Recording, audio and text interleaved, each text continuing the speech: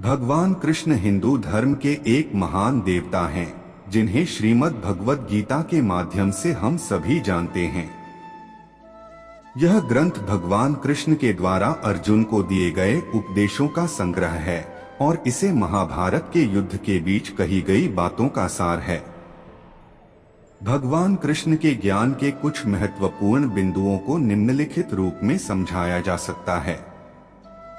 एक, निष्काम कर्म। भगवान कृष्ण ने श्रीमद् भगवद गीता में निष्काम कर्म की महत्वता बताई है। इसका अर्थ है कि हमें कर्म करना चाहिए, लेकिन हमें उसके फल की आकांक्षा नहीं करनी चाहिए। कर्म निष्काम होने से हम आत्मा को शुद्ध रख सकते हैं और समस्त बंधनों से मुक्त हो सकते हैं। 2, ज्ञान। भगवान कृष्ण कहते हैं कि ज्ञान सभी के लिए जरूरी है। ज्ञान का अर्थ है जीवन का सार जानना। ज्ञान हमें विवेक और बुद्धि देता है, जो हमें उच्चतम सत्य की ओर ले जाता है। 3, भक्ति। भगवान कृष्ण कहते हैं कि भक्ति द्वारा ही आत्मा ईश्वर से मिलती है।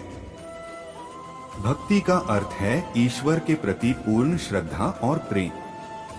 भक्ति वास्तव में अनुभव है और उससे हम आत्मा को ईश्वर से जोड़ सकते हैं। 4, कर्मयोग। भगवान कृष्ण ने श्रीमद् भगवद गीता में कर्मयोग का भी महत्व बताया है।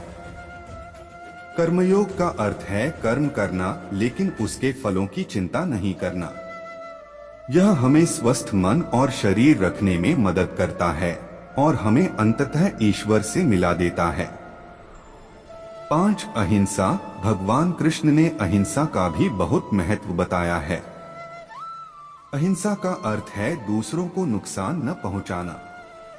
यह हमारे समाज में सुख और शांति को बढ़ाता है और सभी के लिए एक सुखद वातावरण बनाता है।